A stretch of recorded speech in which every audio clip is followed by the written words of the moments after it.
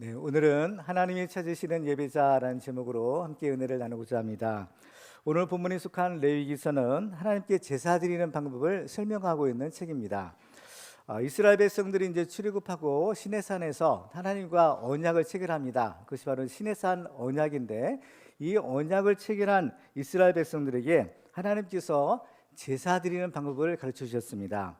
그 이유는 하나님께서 이스라엘에게 복을 주시기 위함이었습니다. 구약 시대의 제사는 신약 시대의 예배라고 볼 수 있는데, 이 예배는 놀라운 하나님의 축복의 비밀이 담겨 있다는 사실을 발견할 수가 있습니다.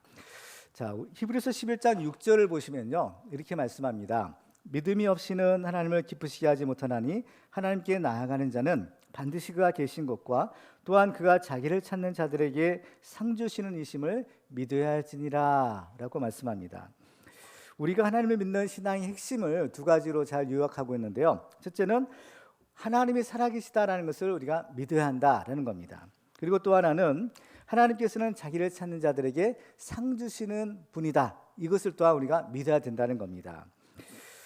여기서 하나님을 찾는 자들에게 복 주시고 상을 주신다고 했는데, 그러면 하나님을 찾는다는 것이 과연 무슨 뜻일까요? 우리가 어떻게 해야 하나님을 찾을까요? 그것은 바로 하나님께 예배드리는 것을 의미하는 것입니다. 그러니까 하나님은 하나님께 예배드리는 자를 축복하시는구나 라는 사실을 알게 돼요. 그래서 성경에 보면 우리만 하나님을 찾는 것이 아니라 하나님도 우리를 찾으신다는 사실을 말씀하고 있어요. 누구를 찾으시느냐? 예배하는 자를 찾으신다고 했죠. 요한복음 4장 23절에 보면 아버지께 참되게 예배하는 자들은 영과 진리로 예배할 때가 오나니 곧 이때라. 아버지께서는 자기에게 이렇게 예배하는 자들을 찾으시느니라 라고 말씀합니다. 왜 찾으시겠어요? 바로 우리에게 복 주시기 위해서 우리를 찾으시는 겁니다. 그러니까 바로 이 예배에 이 하나님의 축복의 비밀이 있구나라는 사실을 알게 됩니다. 그래서 우리가 이 예배에 성공할 때 하나님이 주시는 복을 받고 또 하나님께 영광을 돌리는 우리 인생의 승리자가 될 수가 있는 것입니다. 오늘 하나님께 예배드리러 온 우리 모두에게 하나님께서는 반드시 복 주시고 또 복 주신다는 사실을 우리가 믿으시기 바랍니다. 오늘 말씀을 통해서 우리들은 하나님이 찾으시는 참된 예배자가 되어서 하나님이 약속하신 모든 축복을 받는 축복의 주인들 다 되시기를 주님의 이름으로 축원합니다. 자, 오늘 본문에 속한 레위기서 2장은 여러 가지 제사법 중에서 특별히 소제라고 하는 제사법에 대해서 기록하고 있는 장입니다. 이 소제의 특징이 있는데요, 그것은 그 제물이 동물이 아니라 곡식으로 제사를 드리는 거예요. 그렇죠? 대개 우리가 어떤 그 제사의 제물은 동물을 생각하죠. 피 있는 제사. 그런데 피 있는 제사만 있는 것이 아니라 피 없는, 그야말로 곡식으로도 제사를 드릴 수 있구나, 그것을 우리가 여기서 알게 됩니다.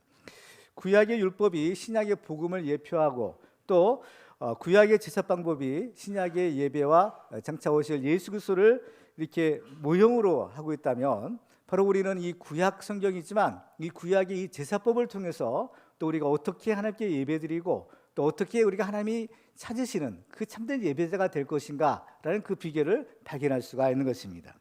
그래서 오늘 우리들은 오늘 말씀을 통해서 네 가지 참된 예배자가 될 수 있는 그 비결들을 살펴보고 함께 은혜를 나누고자 합니다.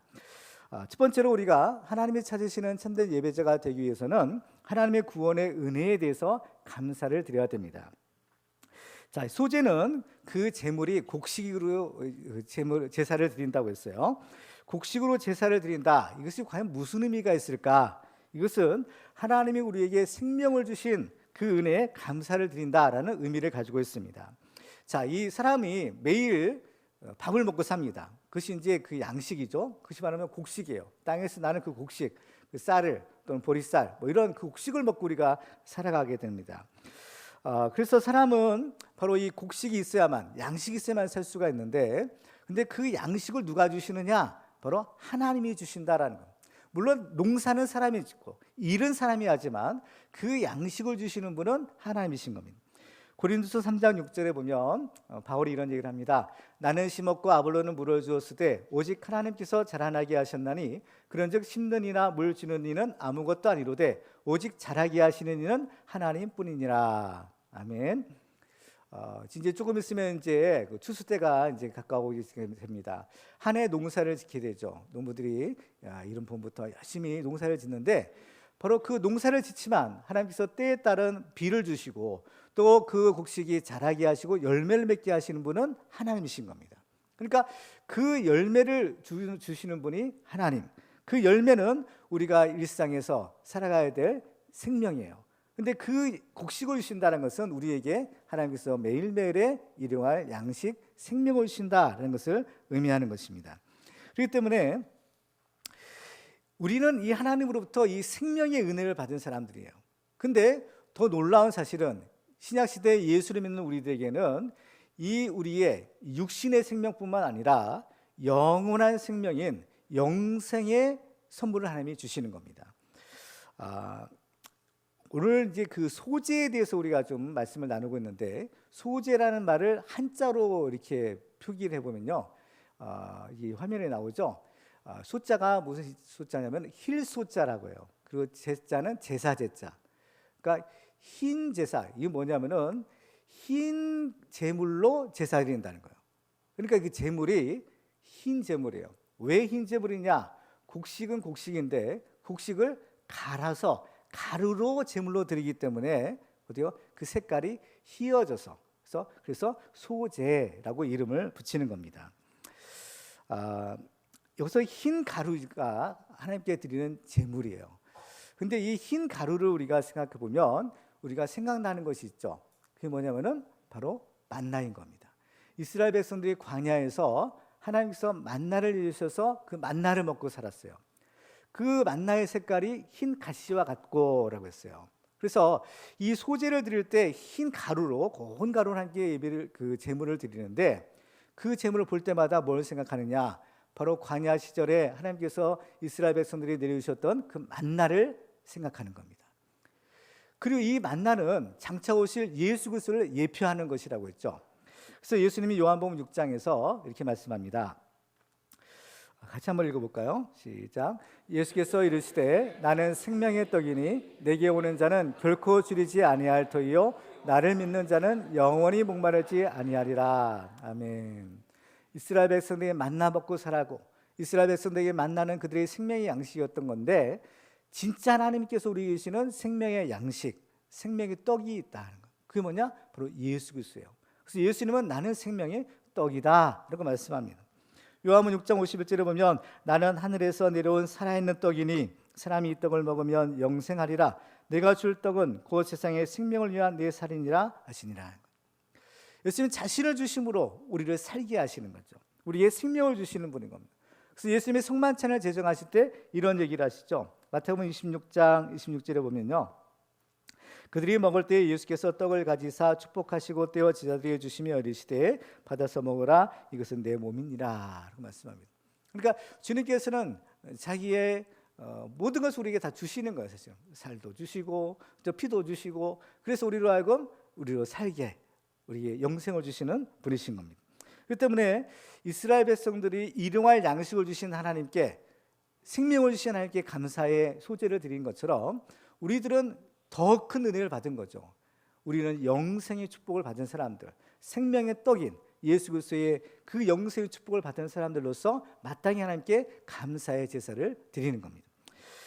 이 소제는요, 소제의 특징은 뭐냐면은 감사의 제사라는 거예요. 그래서 이제 이 소제는요, 단독으로도 물론 뭐 드릴 수도 있겠지만 그런 경우는 극히 드물고, 항상 소제는 다른 제사와 함께 드리는 겁니다. 그래서 예를 들면 속죄 제사를 드려요. 죄사 먹게 할 속죄 제사를 드리고 그 다음에 이 소제를 드린 겁니다. 왜냐? 속죄 제사를 통해서 자기 죄를 용서받아요. 죄가 있으면은 안 되잖아요. 근데 그 죽을 수밖에 없는 자기 죄의 문제가 해결받은 거야. 하나님 용서해 주세요. 그래서 제가 감사하는 거야. 그래서 감사의 소제를 속죄 제사와 함께 소제를 또 드리는 겁니다. 그리고 또 예를 들면 화목제가 있어요. 하나님과 화목하고 이웃과 화목해요. 그래서 이게 하나님께서 그 제사를, 그 예배를 받아주시는 거예요. 그래서 하나님께서 자기 예배를 받아주시는 그 은혜에 감사해요. 그래서 또 화목제와 함께 소제를 드리는 겁니다. 그래서 이렇게 소제는 항상 하나님의 그 은혜에 대해서 감사드리는 제사가 이 소제라는 겁니다. 그렇기 때문에 거꾸로 보면 참된 감사, 우리가 함께 감사드리잖아요. 참된 감사라는 것은 죄사함의 은혜를 체험하고 또 하나님과 화목한 사람만이 드릴 수 있는 것이구나라는 것을 알게 되는 겁니다. 근데 이때 이 소재의 제물이 고운 가루라고 했어요. 여기서의 고운 가루는 최상급의 예물을 의미하는 겁니다. 그렇죠? 갈아도 아주 곱게 갈아요. 채로 걸러서 아주 고운 흰 가루로 하나님께 드리는 것. 이건 밀가루 중에서도 최상급의 예물을 의미하는 겁니다. 이것은 우리가 하나님께 예배 드릴 때 최고의 것으로 예배를 드려야 된다라는 것을 의미하는 거예요. 사실 하나님께서는 우리에게 가장 귀한 것을 주시죠. 생명의 떡인 하나님의 독생자 예수 그리스도를 우리에게 보내주신 겁니다. 그렇기 때문에 그 생명의 떡을 먹고 사는 영생을 얻은 우리들도 이제 하나님께 예물을 드릴 때 가장 귀한 것을 드려야 되는 거예요. 가장 귀한 것이 무엇일까요? 바로 우리 몸인 겁니다. 그래서 로마서 12장에 보면 그러므로 형제들아 내가 하나님의 모든 자비하심으로 너희를 권하노니 너희 몸을 하나님이 기뻐하시는 거룩한 산 제물로 드리라. 이는 너희가 드릴 영적 예배니라. 이스라엘 백성들이 가장 고운 최상급의 그 고운 가루로 하나님께 예물을 드릴 때 그들의 그 마음과 뜻과 정성을 거기에 다 담아서 드리는 것처럼 우리도 하나님 앞에 나와 예배 드릴 때도 바로 우리의 몸을 하나님께 드립니다. 이 마음으로 하나님께 감사의 예배를 드린다는 것입니다. 그래서 이 소제라는 것은 감사의 제사예요. 이건 억지로 드리는 것이 아닌 겁니다. 자원해서 드리는 제사, 이것이 소제예요. 자, 이스라엘의 이제 그 제사 방법을 보면 크게 5가지입니다. 근데 그 5가지 중에서 죄인이 꼭 드려야 되는 의무적인 제사가 있고 또 자원해서 감사하는 마음으로 드리는 제사가 있어요. 속죄 제사와 속건 제사는 죄인이 반드시 드려야 될 제사예요. 왜냐하면 제사 얻지 못하면 안 되니까 이것은 누구나 반드시 드려야 될 의무적인 제사예요. 근데 자, 번제, 또 오늘 본문에는 소제, 또 그리고 화목제, 이것은요 강제의 규정이 아닌가. 이것은 하나님께 자원하는 마음으로 감사한 마음으로 드리는 제사예요. 자발적인 제사입니다. 이건 드려도 되고 안 드려도 되는 거예요. 그러나 하나님의 은혜를 체험하고 하나님의 은혜 받은 사람들은 감사한 마음이 생기죠. 그러면은 이러한 제사를 통해서 하나님께 감사하는 마음을 표시를 하는 겁니다. 그래서 이 자원에서 드리는 감사의 제사를 하나님은 기뻐하시는 거예요. 그래서 이 제사를 드릴 때 하나님께서 그 제사를 어떻게 기뻐하시는가라는 것을 우리가 알 수가 있어요. 뭐냐? 하나님이 드리는 그 하나님께 드리는 제사 있죠. 제물이요. 제물을 하나님이 받으실 때 그 제물을 향기로운 냄새라라는 표현을 쓰는 겁니다.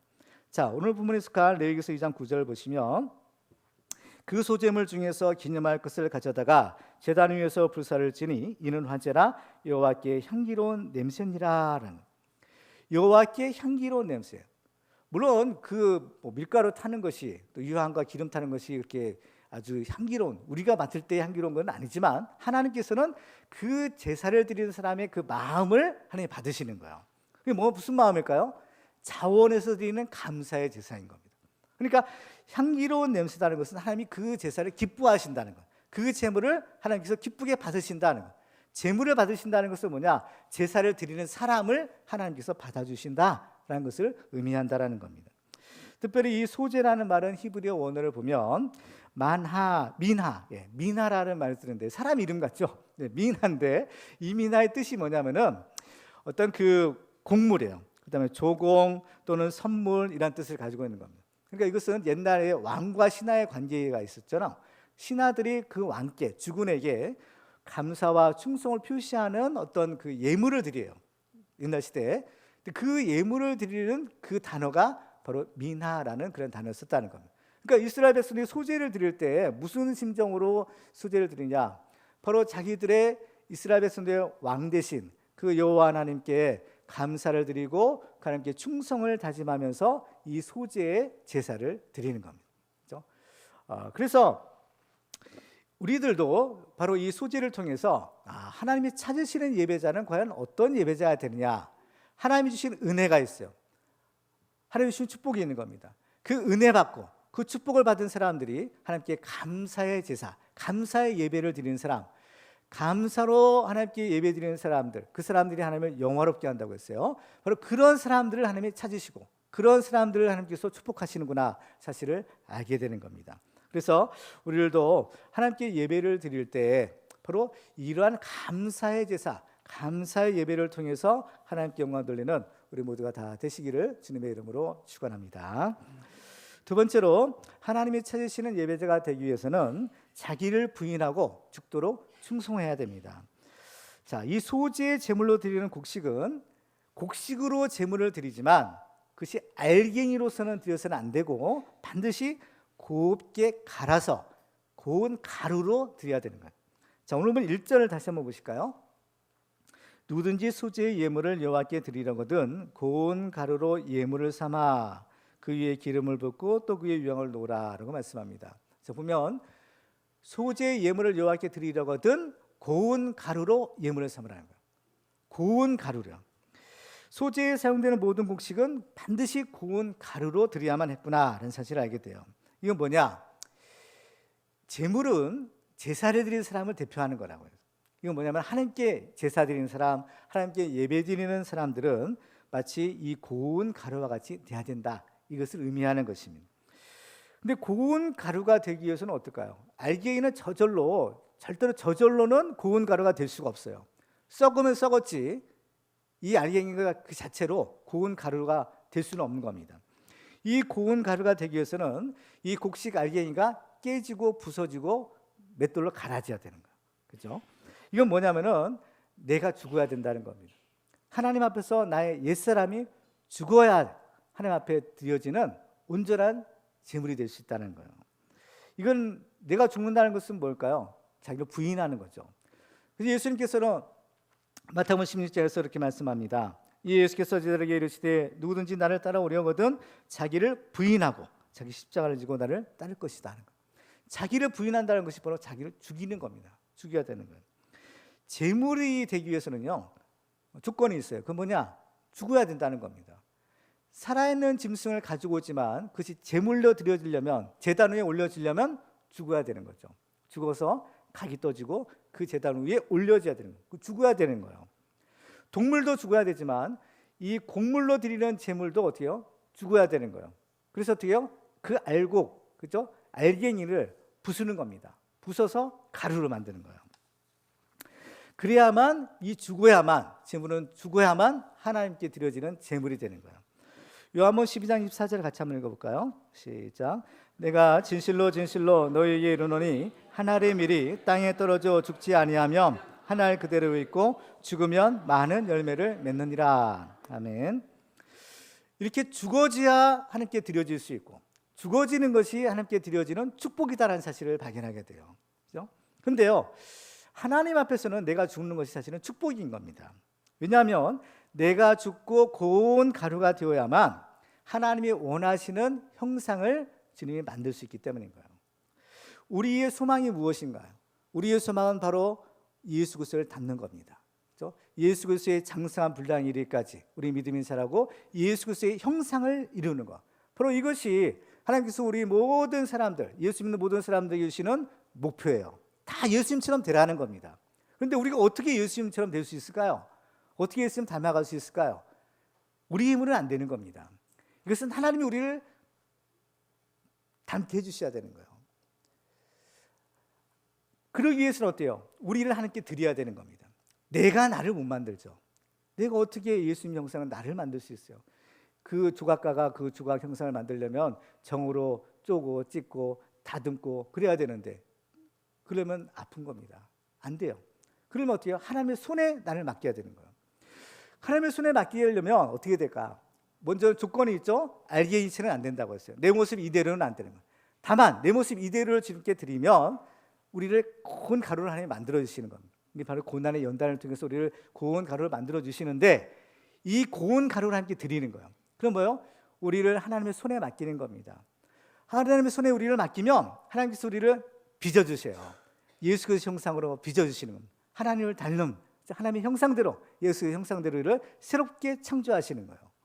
하나님이 우리 인간을 만드실 때 진흙을 빚어 우리 인간을 만드셨다고 했어요. 이와 같이 이제 우리가 죄로 물찌든 이제 우리들이 하나님의 손에 의해서 새롭게 창조돼야 된다는 겁니다. 이것이 새 사람이 되는 것, 이게 거듭나는 겁니다. 그러려면요, 하나님의 손에 들여지는 고운 가루로 우리를 드려야 되는 거예요. 그래야만 하나님께서 우리를 어때요? 쪼물딱쪼물딱 하나님이 만드셔가지고 새로운 그리스도의 형상을 만드시는 겁니다. 고린도후서 5장 17절에 보면 이렇게 말씀합니다. 같이 읽을까요? 시작.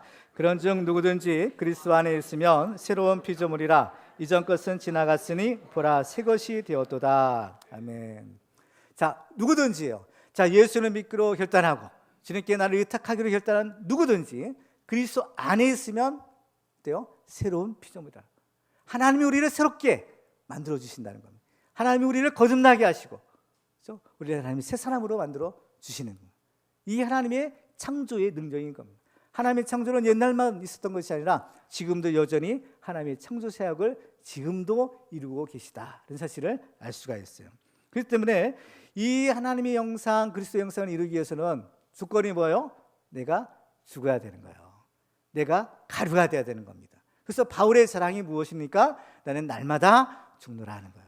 이게 자랑인 겁니다. 그래야만 내가 살 수 있고, 그래야만 내가 예수님 형상 닮을 수 있기 때문인 거죠. 갈라디아서 2장에 보면 내가 그리스도와 함께 십자가에 못 박혔나니 그런즉 이제는 내가 사는 것이 아니요 오직 내 안에 그리스도께서 사시는 것이라는 거죠. 내가 죽었다는 거예요. 나는 이미 죽었고 내 안에 예수님이 살아 계시고, 그래서 이제는 어떻게 해요? 날마다 예수님을 닮아가는 복된 삶을 살아가는 겁니다. 근데 이렇게 내가 죽는다는 것은 쉬운 일이 아닌 겁니다. 내가 어떻게 죽어요? 안 되는 겁니다. 그래서 하나님께서는 어쩔 수 없이 우리에게 이 고난의 연단을 허락하시는 거예요. 자, 알곡이, 그렇죠? 알맹이가 이 곡식이 가루가 되는 과정을 한번 보세요. 절구에 넣던지 맷돌에 넣던지, 그렇죠? 찧어지고 빠지고 갈아지는 겁니다. 이게 뭐예요? 고난이에요. 이 고난의 연단을 거쳐서 하나님이 우리를 가루로 만들어 주시는 거예요.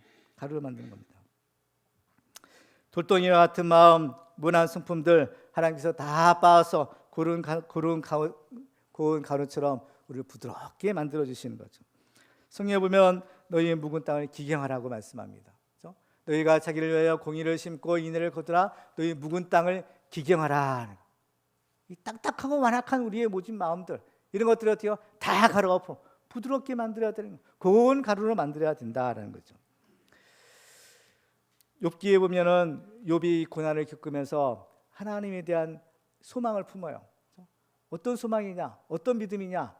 하나님께서는 비록 나에게 이 고난을 허락하셨지만 왜 고난을 허락하시는지 몰라요. 이유는 모르지만 분명한 사실은 이 고난 끝에 하나님께서 나를 새롭게 만들어 주실 것이다. 이 믿음을 가지고 있었던 겁니다. 그래서 욥기 23장에 보면 그러나 내가 가는 길을 그가 아시나니 그가 나를 단련하신 후에는 내가 순금같이 되어 나오리라. 하나님이 우리의 고난을 허락하신 이유가 바로 여기에 있는 것입니다. 사도 바울도 너무나 많은 고난을 당해요. 심지어 살 소망까지 끊어졌다고 했어요. 그런데 이 고난에 사도 바울이 이런 얘기를 합니다. 고린도서 1장 9절에 보면 우리는 우리 자신이 사형 선고를 받은 줄 알았으니 이는 우리로 자기를 의지하지 말고 오직 죽은 자를 다시 살리시는 하나님만 의지하게 하심이라. 이 극심한 고난 가운데 마치 죽은 자처럼 되었다는 겁니다. 살 소망이 없었다는 거예요. 사형 선고를 받은 자처럼 되었다는 겁니다. 뭐 죽었다는 거예요. 이제 더 이상 자기를, 그렇죠? 신뢰할 수 없고 자기 힘을 의지할 수 없어요.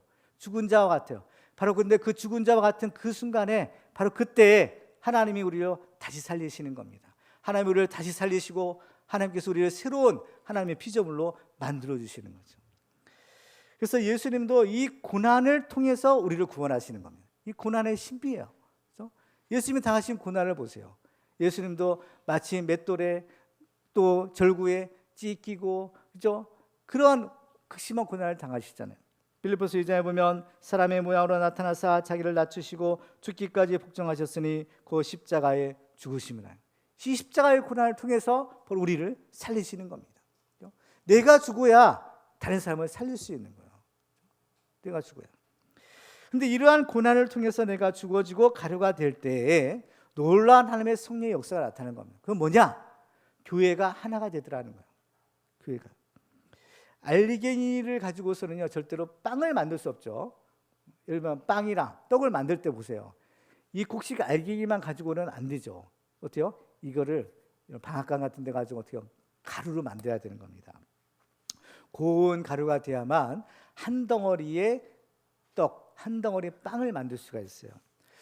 그 성막을 보면요, 성막에는 그 진설병이라는 것이 있죠. 12덩어리의 떡, 이 빵을 이렇게 하나님 앞에 이제 진설을 해놔요. 이 12덩어리의 떡이 뭐냐면 이스라엘 12지파를 말하는 겁니다. 12지파요. 근데 이것은 교회를 상징할 수도 있어요. 근데 보세요. 곡식 알갱이로 하나님께 그대로 드리지 않아요. 이것을 어때요? 가루로 만들어서 하나의 떡을 만들어 하나님께 드리는 겁니다. 이게 뭐냐?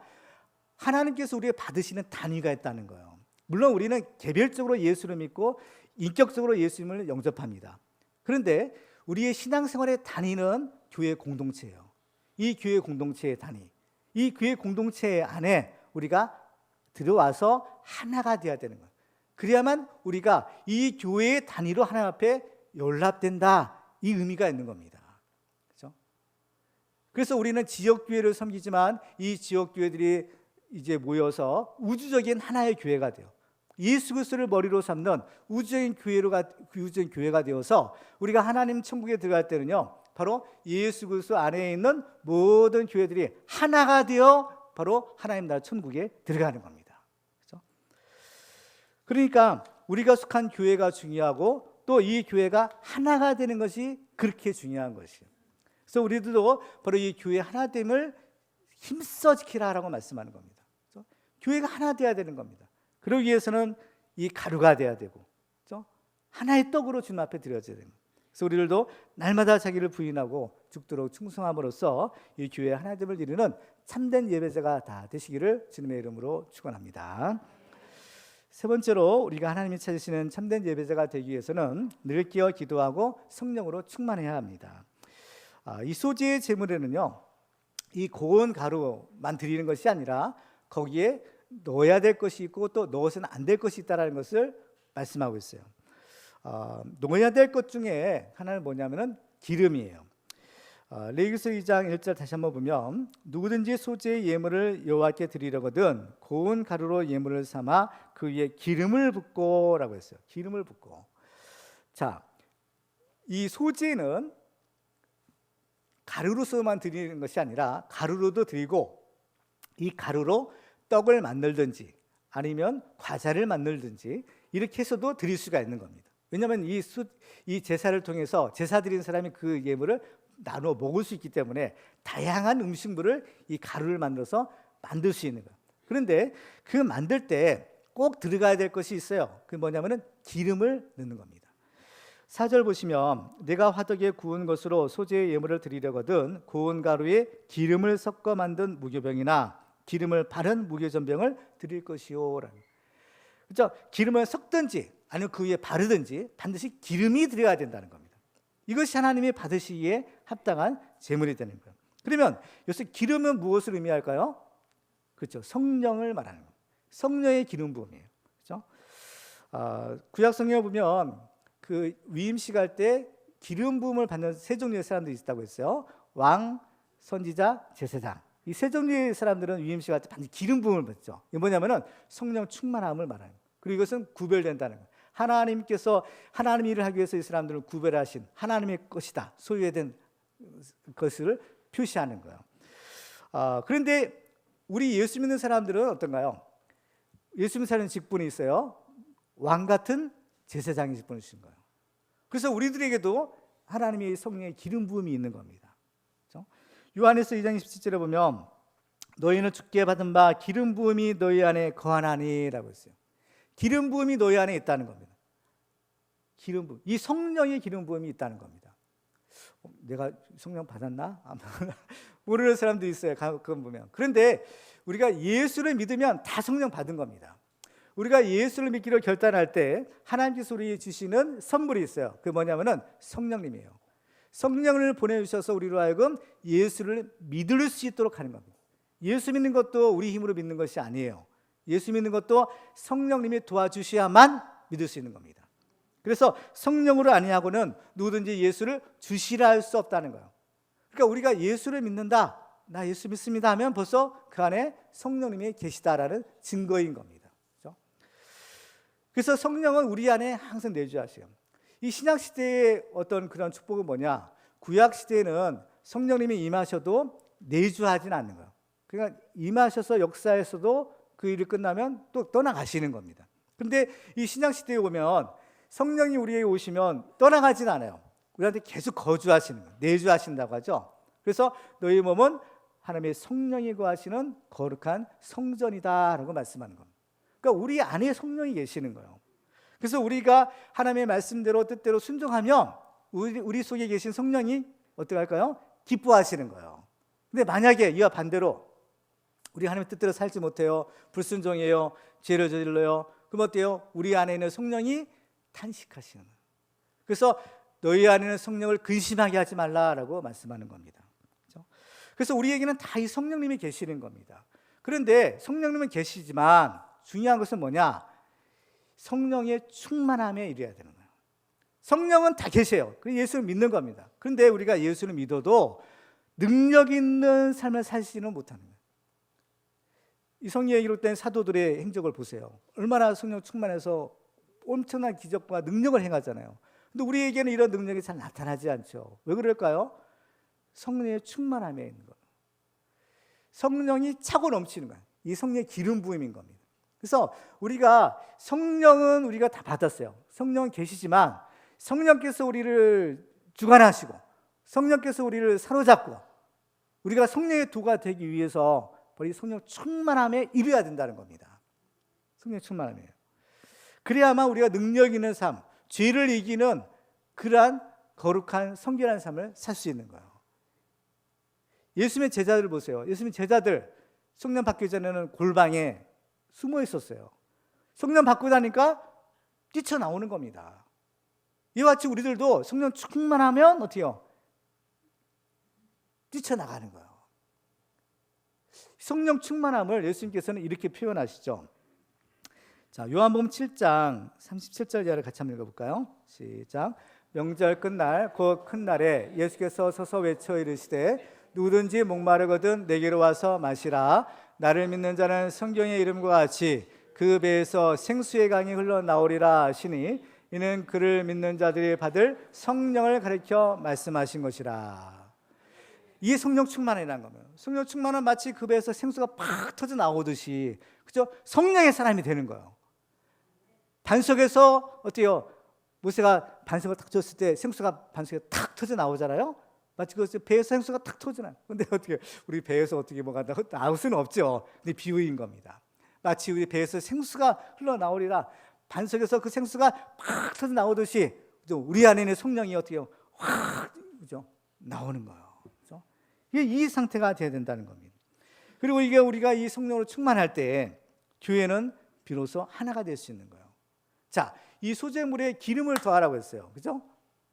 수지의 가루에 기름을 더하는 거예요. 기름을 더하는데, 자, 이 기름, 이제 이 소재의 가루로 음식을 만든다 하면 반죽을 먼저 해야 되죠. 그죠? 반죽을 해야 되는 거예요. 우리 여자 성도님들은 잘 아시죠? 뭐 밀가루 반죽을 하든지, 뭐 수제비를 만들든지, 칼국수를 만들 때 밀가루 어떻게 반죽을 해야 되는 거예요. 근데 반죽을 할 때는 그냥 가루만 가지고는 안 돼요. 그래서 뭘 넣어요? 일단 물 같은 거, 일단 물이든지 우유든지 뭘 넣잖아요. 그래서 그래야만 이제 이게 덩어리가 되는 거예요. 반죽을 할 때 뭘로 반죽하냐? 기름으로 반죽하는 겁니다. 기름으로 그 가루를요 반죽을 해서 하나의 덩어리를 만드는 거예요. 그러니까 뭐냐면은 교회가 하나 되는 것도 사람 힘으로 안 되는 겁니다. 뭐요? 성령의 역사인 거예요. 성령의 역사. 그래서 성령이 하나 되게 하신 것을 힘써 지키라 하는 거예요. 성령의 띠, 그렇죠? 이것이 우리를 교회를 하나 되게 만드는 하나님의 능력이라는 겁니다.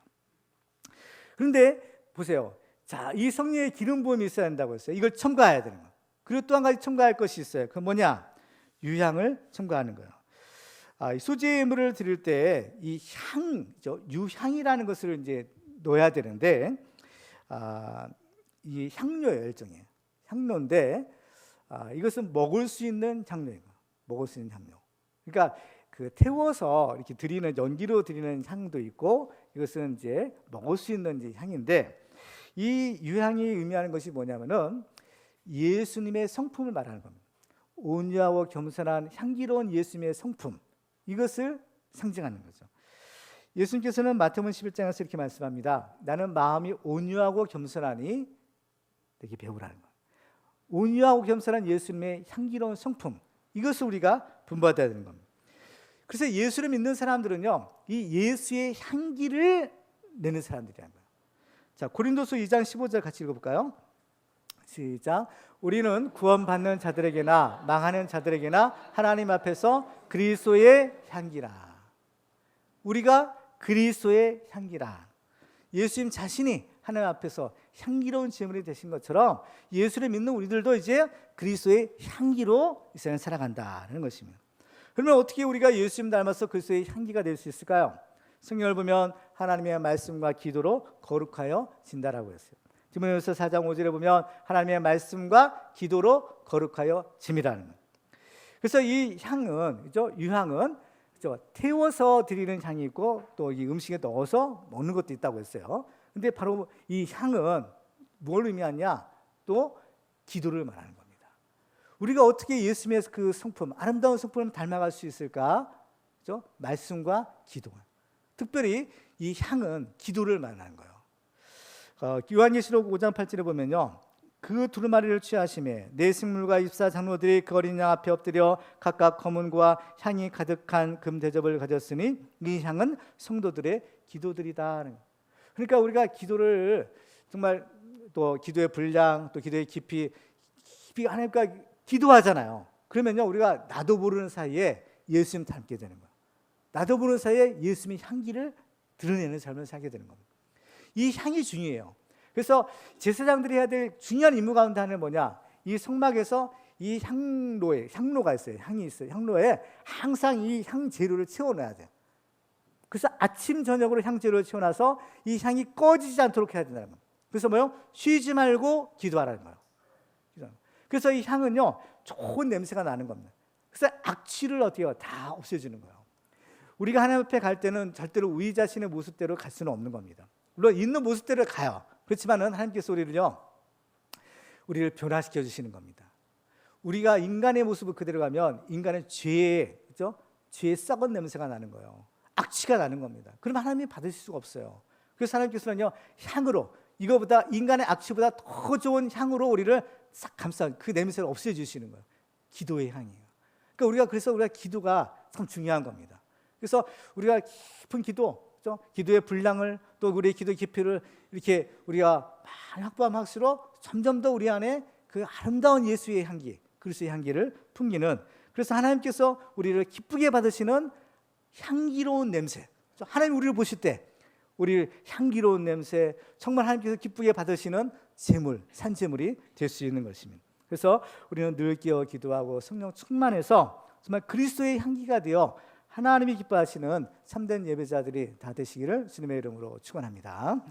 마지막으로 하나님이 찾으시는 참된 예배자가 되기 위해서는 세상을 이기는 순결한 믿음을 가져야 됩니다. 자, 이 소재의 제물에 넣어서는 안 되는 것들과 꼭 넣어야 될 것이 있다고 했어요. 자, 먼저 넣어서는 안 되는 것들 두 가지를 말씀하는데, 첫 번째로는 누룩이에요.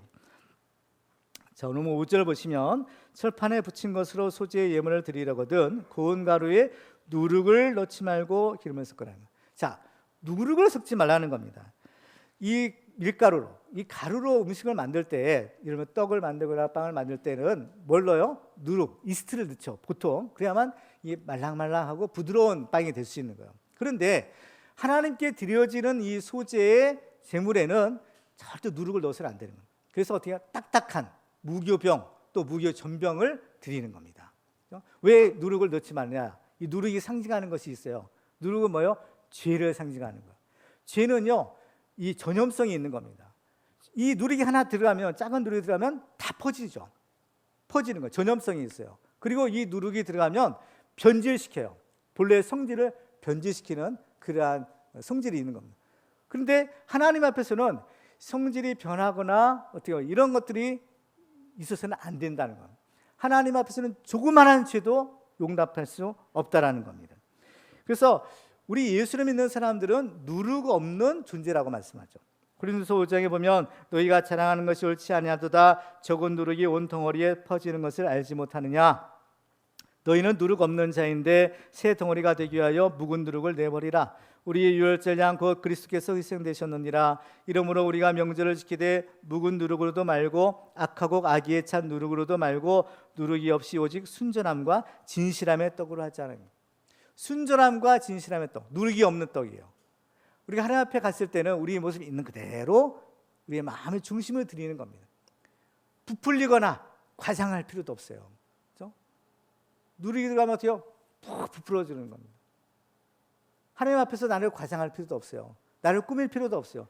내 모습이 있는 그대로 하나님 앞에 순전한 마음으로 깨끗한 마음으로 나아가면 하나님이 우리를 그냥 다 받아주신다는 겁니다. 예수님은 바리새인과 사두개인들의 누룩을 주의하라고 했어요. 외식하는 거 하나님이 제일 싫어하시는 거예요. 그렇죠? 꾸미는 겁니다. 이런 것들은 하나님이 받으실 수가 없다는 거예요. 정직해야 돼요. 그렇죠? 그리고 또 넣지 말아야 될 것 한 가지는 꿀이에요. 꿀. 자, 오늘 11절 보시면 이렇게 말씀하죠. 너희가 여호와께 드리는 모든 소제물에는 누룩을 넣지 말지니 너희가 누룩이나 꿀을 여호와께 화제로 드려 사르지 못할지니라 라고 했어요. 자, 누룩만 넣지 않는 것이 아니라 또 무엇도 넣지 말라고요? 꿀도 넣지 말라. 자, 그런데 꿀은 어떤가요? 우리가 볼 때 꿀은 굉장히 귀하고 좋은 거잖아요. 그렇죠? 그래서 이 세상에 제일 단 것이 뭐야? 꿀이잖아요. 좋은 겁니다, 사실은. 사람의 몸에도 유익하고 또 귀하기도 하고. 그래서 하나님의 말씀을 비유할 때 꿀과 송일꿀보다 더 달다고 하잖아요. 그렇게 사실은 귀하고 좋은 것인데, 그런데 이 꿀은 위험성이 있어요. 위험성이 있다. 이 꿀이 상징하는 것이 있는 겁니다. 뭐냐? 이 세상의 유혹이에요. 육체의 쾌락의 그러한 유혹이라는 겁니다. 그렇죠? 사사기서에 보면 삼손에 관한 이야기가 있죠.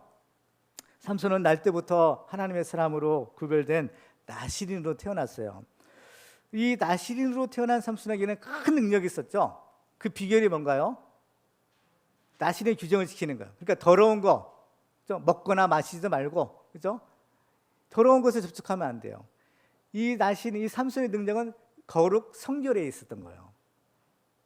근데요, 이 삼손이 타락합니다. 타락해요.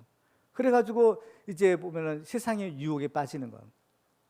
블레셋에 예쁜 기생이 있다는 소문을 듣고, 그래서 블레셋으로 내려가는 거예요. 기생집을 출입하는 겁니다. 육체의 쾌락에 빠지는 거예요. 근데 어느 날 블레셋으로 내려가는 길에서 사자를 만나요. 사람이 사자를 만나면 죽는 거죠. 이거는 사자는 하나님의 경고인 겁니다. 너 그리로 가면 어때요? 죽는다는 거예요. 죽는다는 하나님의 경고예요. 근데 이 삼손은 힘이 있었어요. 그래서 이 사자를 계속해, 그죠? 찢어 죽였죠. 계속해서 블레셋 기생집을 출입하는 겁니다. 그러다가 어느 날 자기가 사자를 죽인 그곳을 지나가다가 옛날 사자를 생각하는 거예요. 내가 죽인 사자가 어떻게 되었을까? 궁금해가지고 이렇게 풀속에 들어가 보니까 거기에는 벌들이 거기다 집을 짓고 꿀을 잔뜩 모아놨어요. 꿀이 너무 많은 거야. 너무 귀한 꿀이 있어요. 근데요, 문제가 있어요. 뭐냐? 그 벌이 그 집을 짓는 데가 사자의 시체이다. 나실이는 절대로 시체, 부정한 거예요. 사람이든 짐승이든 죽은 것 만지면 안 돼요. 접촉되면 안 돼요. 그런데 그 꿀이 너무 먹고 싶은 거야. 그래가지고요, 그 꿀을 조금 찍어서 먹었어요. 그러니까 너무 맛있어. 그러니까 이제 꿀을 그냥 잔뜩 떠다가 이제 자기 부모님한테 갖다 드리네. 부모님한테는 이게 어디서 나오는지 알지 못하고, 아버지, 어머니, 내가 이 귀한 꿀을 가져왔으니까 이거 드세요. 그러니까 어디서 왔는지를 모르는 겁니다. 그래서 꿀 먹고, 역시 우리 아들이 최고야. 우리 아들이 효자야. 그러나 어때요? 이 삼손이 넘어서는 안 될 선을 넘어가는 겁니다. 그렇죠? 지금도 사람들은 부모님께 효도한다, 또 하나님께 헌금한다, 이러한 명분으로 이런 부정한 짓을 합니다. 더러운 돈을 탐하기도 해요. 그러나 그것이 나중에 올무가 되어서 자기도 망하고 결국에는 그 부모님께도 효도가 아니라 불효를 저지르고 또 어때요? 하나님께도 영광을 가리는 결과를 가져오는 겁니다. 하나님은 더러운 돈은 기뻐하지 않으신다, 받지 않으신다라고 했어요. 그렇죠? 세상의 유혹, 죄의 유혹은 달콤하지만 그 속에는 사망의 독이 있다는 사실을 우리가 명심해야 됩니다. 잠언 5장 3절에 보면 대저 음녀의 입술은 꿀을 떨어뜨리며 그의 입은 기름보다 미끄러우나 나중은 쑥같이 쓰고 두 날 가진 칼같이 날카로우며 그의 발은 사지로 내려가며 그의 걸음은 스올로 나아간다 라고 말씀합니다. 근데요, 말세가 되면 쾌락을 사랑하기를 하나님 사랑보다 더하다고 했어요. 그래서 성경은 우리에게 경고하는 겁니다. 요한일서 2장 15절에 보면 이 세상이나 세상에 있는 것들을 사랑하지 말라. 누구든지 세상을 사랑하면 아버지의 사랑이 그 안에 있지 아니하니 이는 세상에 있는 모든 것이 육신의 정욕과 안목의 정욕과 이생의 자랑이니 다 아버지께로부터 온 것이 아니요 세상으로부터 온 것이라. 육신의 정욕, 안목의 정욕, 이생의 자랑, 이것들 어때요? 끊어야 된다는 겁니다. 이것도 자꾸 우리를 유혹하는 것들이에요. 근데 이것들을 끊어야 되는 거. 어떻게 끊을 수 있어요? 우리 힘으로는 끊을 수 없는 겁니다. 비결이 있어요. 뭐예요? 십자가의 능력으로 끊는 거예요. 십자가를 내가 죽는 겁니다. 예수의 달리신 그 십자가에 내가 함께 살려 내가 죽는다는 거죠. 갈라디아서 5장 24절 같이 읽어볼까요? 시작. 그리스도 예수의 사람들은 육체와 함께 그 정욕과 탐심을 십자가에 못 박았느니라. 죽은 거예요. 죽었기 때문에 세상의 유혹이 아무리 달콤해도 나는 죽은 자요. 유혹을 이기는 겁니다. 내가 죽는 것이 유혹을 이길 수 있는 비결이라는 거예요. 십자가의 능력인 겁니다. 마지막으로 이 소재물에 또한 반드시 넣어야 될 것이 있는데 그게 뭐냐? 수금인 거죠. 오늘 보는 습관 레위기 2장 13절에 보면 이렇게 말씀합니다. 우리 같이 한번 읽어볼까요? 시작. 내 모든 소재물에 소금을 치라. 내 하나님의 언약의 소금을 내 소재에 빼지 못할지니 내 모든 예물에 소금을 드릴지니라. 아멘. 자, 소금을 반드시 넣어야 된다. 모든 예물에는 반드시 소금 넣어야 된다. 그러면서 이 소금을 가리켜서 내 하나님의 언약의 소금이라고 했어요. 자, 소금의 특징이 있죠. 뭐요? 짠맛을 내는 거예요. 짠맛. 근데 이 소금은요, 이 짠맛을 내는 이 특징인데 소금이 될 수 있는 것은 짠맛 때문인 겁니다. 그죠? 소금은 비록 물에 녹아서 그 형체는 없어져도 그 짠맛은 없어지지 않죠.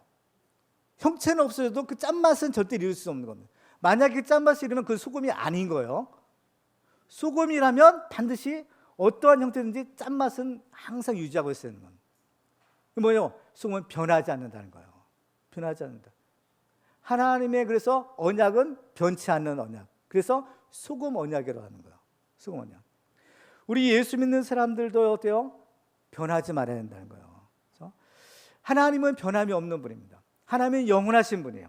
그래서 이브리서 13장에 보면 예수 그리스도는 어제나 오늘이나 영원토록 동일하시니라. 하나님이 영원하시고 변함이 없으시고 또 그 영원하신 하나님이 하신 약속도 변함이 없는 거. 그래서 소금 언약인 거야. 하나님은 한 번 하신 약속은 반드시 지키시는 신실하신 하나님인 겁니다. 그러니까 하나님께서 우리가 한번 약속하시면 우리 그 약속을 딱 붙들어야 되는 거예요. 왜? 하나님은 그 약속을 반드시 지키시기 때문인 거죠. 이스라엘도 보면요, 열왕기하 13장에 이런 얘기가 있어요. 여호와께서 아브라함과 이삭과 야곱과 더불어 세우신 언약 때문에 이스라엘에게 은혜를 베풀며 그들을 불쌍히 여기시며 돌보사 멸하기를 즐겨하지 아니하시고 이때까지 자기 앞에서 쫓아내지 아니하셨더라는 거예요. 이스라엘 행한 짓을만 보면 벌써 망했어야 되는 거예요. 그러나 하나님이 그들을 지켜주시는 겁니다. 왜? 그들의 조상들과 맺은 약속 때문에, 그 언약 때문에 하나님이 그럼에도 불구하고 그들을 지켜주시는 거예요. 우리에게는 하나님의 언약이 소금 언약보다 더 큰 언약이 있어요. 그 뭐냐?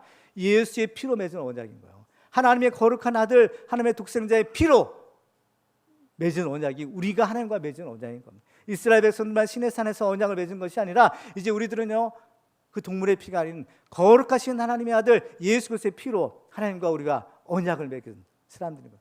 하나님이 우리를 하나님의 자녀 삼아 주시겠다, 우리를 구원하시겠다, 하나님이 우리를 축복해 주시겠다, 이 하나님의 약속인 겁니다. 그래서 우리는 이 약속을 믿을 수 있고 또 믿어야만 한다라는 사실을 우리에게 가르쳐 주는 겁니다. 그렇죠? 예수님은 우리를 가리켜서, 제자를 가리켜서 너희는 세상의 수금이라는 겁니다. 그렇죠? 마태복음 5장 13절에 보면 너희는 세상의 수금이니 수금이 만일 그 맛을 잃으면 무엇으로 짜게 하리요? 라고 하는 거예요. 우리도 수금이라는 겁니다. 우리도 어떻게 해요? 변함이 없어야 된다는 거예요. 하나님이 변함이 없으시고 그 영원하신 언약이 변함이 없는 것처럼 그 하나님에 대한 우리의 믿음과 그 하나님에 대한 우리의 사랑과, 그죠? 하나님에 대한 우리의 충성이 변하지 않아야 되는 거예요. 그래서 너희는 수금이다 말씀하시는 겁니다. 그죠? 그래서 우리는 이 수금 언약의 당사자로, 또 예수 그리스도의 피로 맺은 이 언약의 당사자로 우리가 하나님에 대한 이 믿음이, 이 사랑이, 이 충성이 절대로 변하지 말아야 된다, 이것을 말씀하는 거예요. 그럴 때 하나님께서 우리를 하나님의 기뻐하시는 거룩한 산 제물로, 또 산 제사로, 또 우리의 참된 예배자로 하나님 우리를 기쁘게 받아주시는 겁니다. 소재의 제물이 하나님이 기뻐하시는 향기로운 냄새가 되었던 것처럼, 바로 우리를 위해서 희생하신 예수님은 하나님이 기뻐하시는 향기로운 제물이 되시는 겁니다. 에베소 5장 2절을 보면 그리스도께서 너희를 사랑하신 것 같이 너희도 사랑 가운데서 행하라. 그는 우리를 위하여 자신을 버리사 향기로운 제물과 희생 제물로 하나님께 드리셨느니라. 예수님 자신이 향기로운 제물로 드려졌다. 우리들도 그리스도의 향기로서 이제 우리들도 예수 그리스도와 함께 하나님 앞에 바쳐지고 하나님께서 우리를 연락하시는 아름다운 그리스도의 향기로 주님이 우리를 연락하실 것을 믿으시기 바랍니다. 이제 우리는 예수를 믿는 우리들도 이제 그리스도의 향기로 이제 하나님이 기뻐하시는 참된 예배자의 삶을 살아가는 우리 모두가 다 되시기를 주님의 이름으로 축원합니다.